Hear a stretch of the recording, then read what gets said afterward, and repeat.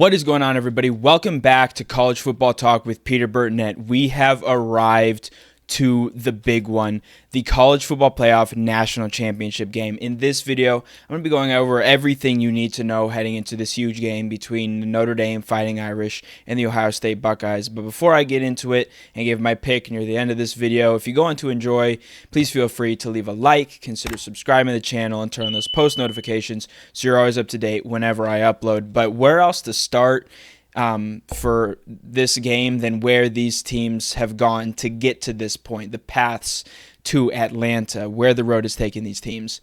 For Notre Dame, it was a big early win at Texas A&M, a ranked road win at Kyle Field, then an absolutely confounding loss to Northern Illinois that revitalized, refocused this team, and put them on the path that they went on. They racked up win after dominating win. They had a couple of close calls. USC in the season finale kind of pushed them a little bit.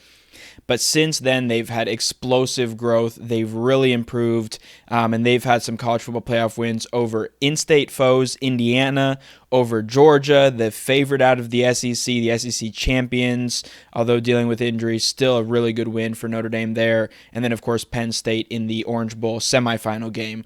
For Ohio State, it was a pretty easy start. They did not have quite the same look early on. I mean, a pretty easy group of five schedule early on. Then they had a very close back and forth game. I think 8 lead changes against Oregon, 32-31. You know, if Will Howard slides a second earlier, they have a chance to win that one. That's how thin of margins there were in that one. Then they had some close calls as well against Penn State. I mean, that was kind of expected. Penn State proved to be a top 4 team, you could say, maybe even top 3, although I'd probably put Texas behind these two teams that are meeting in the championship game. Nebraska as well. And then they had their confounding loss that just baffled both Ohio State and neutral fans alike against Michigan, a 13-10 game where the offense was completely absent. I'll get into that a little bit more later. Then in the college football playoff, breakout hot, blazing starts against Tennessee and especially against Oregon. I mean, record-setting stuff, going up to a 34-0 lead against the number 1 Ducks, and then a win over Texas. Another challenge for Ohio State is their offensive line. They've had a lot of issues throughout the season. I think losing Josh Simmons earlier this year, then obviously Seth McLaughlin. One of those guys who has really stepped up is Donovan Jackson, who's made a move to left tackle. So that's kind of the path. But what do these teams rely on? What are the team calling cards? When rubber meets the road, as so to speak, what do these teams rely on? For Notre Dame, it's a strong and versatile running game. I'll get into that a little bit more later. But they've got 3 guys who can run the ball, among the best at their positions. Riley Leonard at quarterback and the 2 running backs, Jeremiah Love and Jadarian Price.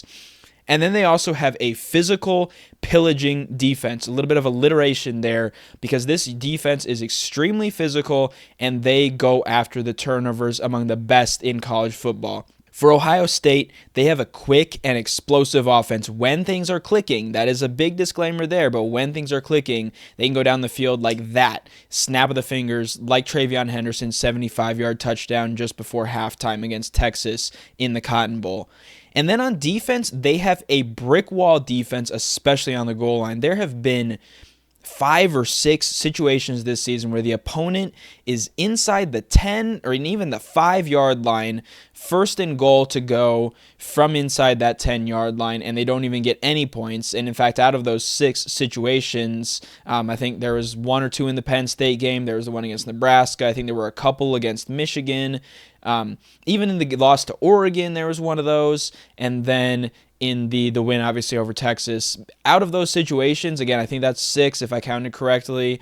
7 points for Ohio State out of those specific situations. That's selective, sure, but it shows how efficient this Ohio State defense is, and they rank best out of red zone defenses.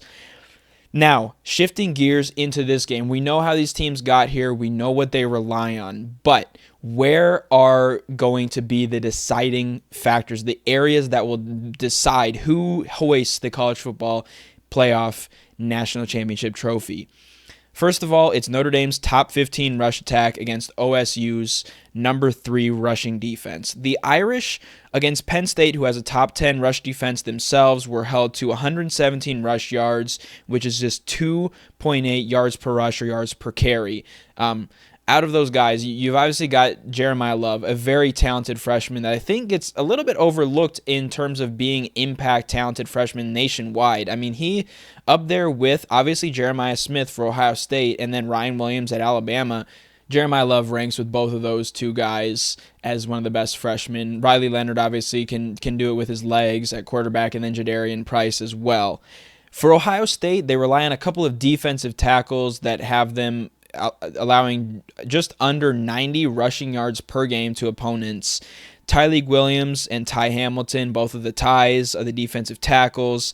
JT Tuimoloau is huge in stopping the run. And then a couple of other guys kind of coming up from either linebacker or secondary are Cody Simon and Caleb Downs. And another guy, too, that I think maybe can sometimes get a little bit overlooked here is Sonny Styles. He's made a huge impact this season, and he will be a guy that will be key in stopping this.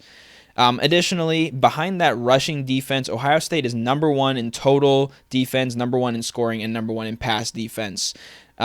So I think how they play against Notre Dame in passing situations will also be huge. Notre Dame's got a really talented receiver, Jaden Greathouse. He really stepped up in that Orange Bowl against Penn State. I think he had over 100 receiving yards, some really key clutch plays, including a 54-yard touchdown and a 10-yard pickup that got them in a field goal range for the game-winning kick.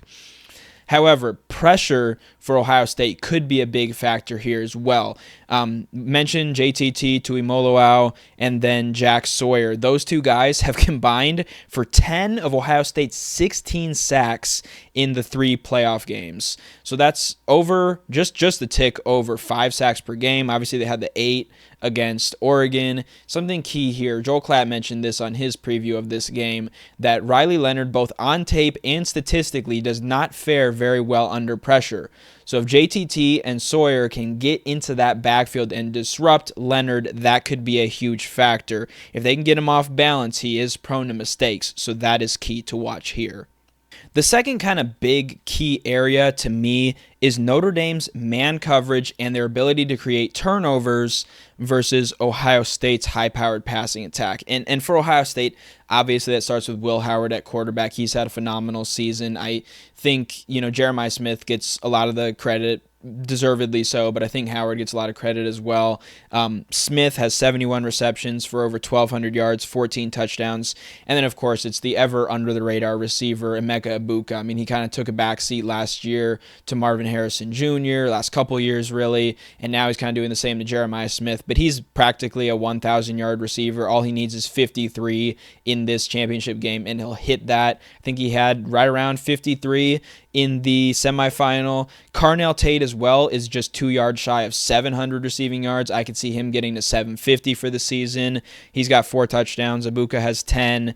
And then G. Scott is kind of an X-factor under-the-radar guy. He's got 26 receptions for 249 yards and 2 touchdowns. I think he's going to be big because Notre Dame loves to run the man coverage, and that starts with safety Xavier Watts. He has the team-leading 6 interceptions, and I think it started on the team with 8 pass deflections.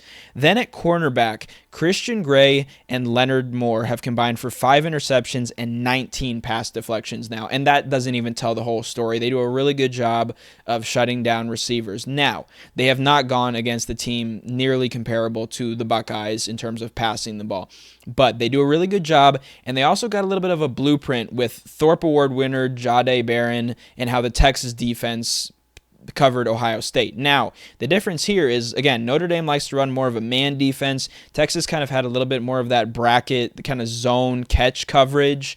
And so Notre Dame, I think, this is something else that Joel Klatt said on the show. Credit to him. I mean, he's the best in the business, so I try to kind of, take pieces of what he says and apply it to my previews. And he was talking about how in spite of Notre Dame preferring to run man coverage, the better bet might be to go with that kind of bracket coverage like Texas did. Because while, yes, Texas did lose the game, I don't think that was because of their defense. I mean, defensively, they gave up only 21 points to one of the top offenses and really the top offense in the college football playoff, one of the best in college football this season. So holding them to 21 offensive points was huge as well. And really, it was the one good drive to start the game for Ohio State. It was a big play by TreVeyon Henderson, and then Will Howard's run kind of to catapult the Buckeyes in a late fourth quarter drive to get the go-ahead touchdown. So it was, it's not like you could pick a lot of moments here where Texas's defense failed, and I don't think Notre Dame will have many of those as well. I think they maybe as a unit have a few more vulnerabilities, especially, they have a lot of injuries they've dealt with this whole season. They're going to be missing, again, Riley Mills on the defensive line, but I think they have some other guys who have stepped up, and I'm looking forward to seeing how Notre Dame does. I don't expect a lot in terms of how they stop the run. They've done a fair job this season. Ohio State doesn't rely on that too much. I think really for Ohio State, it's about not trying to get into that trap of trying to run the ball, trying to out-physical, which they certainly did against Michigan. They even kind of fell into that again against Texas. So if they can avoid that, that will be a key area. One other kind of interesting area in terms of key areas or matchups that I think people are given a little bit more credit to Notre Dame when it's pretty even, and that's the kicking game. I know it's really under the radar, but in a championship game, especially if it's fairly close, kickers can be huge. Mitch Jeter has gotten a lot of credit in the college football playoff, and deservedly so. He's 7 for 8. He only missed one against Indiana. He's had clutch kicks, and he's had long kicks, but this season, he's 13 for 20. Now, the tale for the Fighting Irish this season has been, turning away from kind of those struggles early in the season. It seems like Jeter has turned the corner as well, but that is something to keep an eye on. Jaden Fielding, meanwhile, is 11 for 15. Again, people talk about this guy. They look at the Michigan game where he misses the 2 field goals. Yes, he missed 2. Yes, both were inside of 40, but overall, he's been pretty consistent outside of that. He's 2 for 3 in the college football playoff. They haven't really needed to rely on him, and really, frankly, Ohio State tends to go for it in fourth and short or even manageable situations. So speaking of that, those are going to be key areas. How Notre Dame's defense, especially in something like man coverage, does. If you run man coverage, a lot of times you're going to have, you could potentially press at the line and bring some pressure as well and make it a lot tougher for Ohio State to get those pickups. That could be something Notre Dame can do well. Penalties are always big. I think both of these teams, they've gotten here for a reason. They're pretty disciplined teams. Ohio State fell into a little bit of penalty issues in their Cotton Bowl semifinal, but I think Ryan Day will have this team ready. And speaking of these coaches, it's a huge accomplishment for Marcus Freeman. I know he kind of deflected and humbly said he didn't care too much about being the first black head coach in the national championship game at the FBS level, but it is an incredible accomplishment for Freeman to be able to represent both African Americans and Asian Americans as well with his heritage there. So that's big. And for Ryan Day, turning the page after the whole town of Columbus, and even outside of that, were calling for his job. I think it's just a credit to him and how he's gotten this team refocused.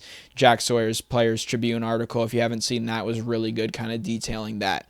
So that's my rundown of how these teams got here, what kind of makes each team run, and what are some of the key areas in this one. I didn't even cover everything, but it does come down to a prediction in this video. Last year I got the national championship right. My margin was a little off. Michigan was more dominant than I expected, but they did get the win.